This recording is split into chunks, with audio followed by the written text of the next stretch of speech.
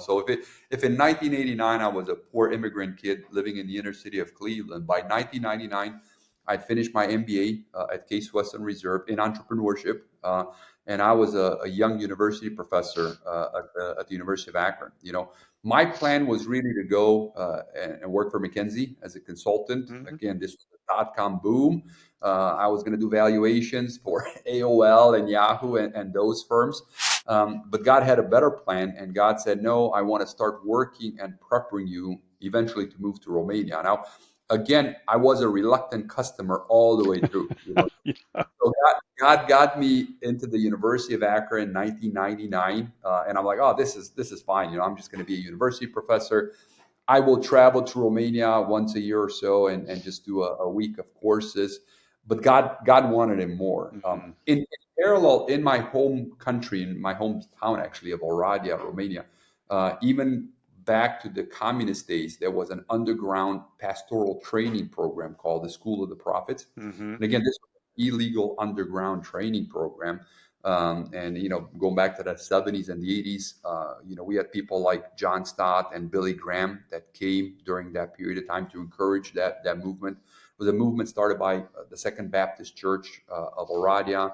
Dr. Paul Negrutz was the pastor, and later, after the revolution, he said, we're going to set this into a university. But the thought was that it was going to be a theological seminary. Then about the mid-90s, through a series of divine appointments and connections with Lord Brian Griffiths and John Lenton and some other people, predominantly from the UK, also the McClellan Foundation from Chattanooga, Covenant College, and some other people, the thinking was, let's set up a business school within this theological seminary. And this How was, unusual, but I love it. Very, very unusual. And as you can imagine, there was no blueprint behind it. John Lenton was instrumental. He was an executive with American Express, just read the book Halftime, Bob Buford's, and he felt convicted to do something for the Lord. And in a matter of weeks, God just sort of opened doors, and he came to Oradea. He wrote a business plan, and then God moved in his heart, said, well, you're supposed to implement this business plan. And he did. He moved to Romania in 1998. So there's like these parallel worlds. I was finishing my MBA, starting at the University of Akron, and then John Lenton was moving to Oradea and establishing this business school within a theological seminary. And I think we met the first time in 2000 in Chattanooga, Tennessee. Okay. And he looked at me and he said, Sebastian, I think God's calling you to come back and sort of continue the work that I'm starting, And obviously, being a very obedient and faithful person, I said, absolutely not. Yeah, like most of us, right? Here am I, Lord, send somebody else. Send somebody else, So like I said, I was a reluctant customer. But again, God just kept nudging at my heart. So, to a series of events, I was a Fulbright Scholar in Republic of Moldova in 2004. And then in 2005, I married my wife, who was at that time a student at Emmanuel University. And God really sweetened the deal. He said, okay, you have a wife now, you have a ministry partner. Emmanuel University is your ministry. So in 2005, I moved permanently. Yeah. And again, my responsibility was predominantly to get the school accredited to meet the governmental standards. But at the same time, and this is a struggle that we have to this day, although the school is accredited and it's at high trust, it issues degrees in business and information technology. We also have a master's program. How do we keep it accredited while at the same time work on the discipleship, be salt and light and encourage people to do business as a mission. So that's very much interwoven. So that's a great point. Let me ask you about that a little bit. I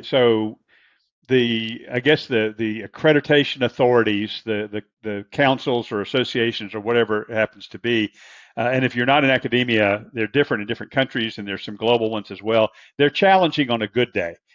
It's not easy to get or stay accredited, but you're implying or stating that there was a bit of a, I'll say conflict, maybe that's too strong, but a bit of a conflict between being a solid academic university in the minds of the accreditation agency, being a solid academic institution and doing discipleship spiritual impact, business as mission. Talk about that just a little bit, Sebastian, because that's the first I've heard of that.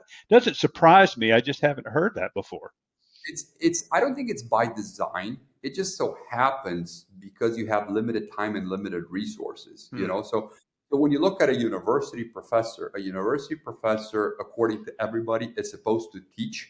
However, according to accreditors, he or she is supposed to research, is supposed to publish. Hmm. Okay, so behind the scenes, we have the saying, you either publish or you perish. That's how you maintain the accreditation. And oftentimes, especially in our context, because we are in Europe and now we're in the European Union and we are accredited by the powers to be coming all the way from Brussels. It's this tension of being and allocating time to research, to publish papers and things like that. And then you're also supposed to teach. And us being a Christian institution, we go a step further and we also want to mentor. Hmm. So I don't think there is a design where people say, well, don't do teaching and mentoring. But I think it's really where they say, well, the number one priority for accreditation is publications and the research.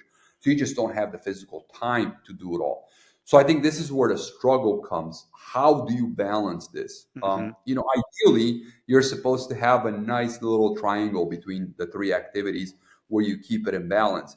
In practice, it's pretty difficult balancing act. Yeah, I can see that, and I appreciate your clarification because I was wondering, was there a bias against Christianity in the accreditation agency? It sounds like that wasn't the problem.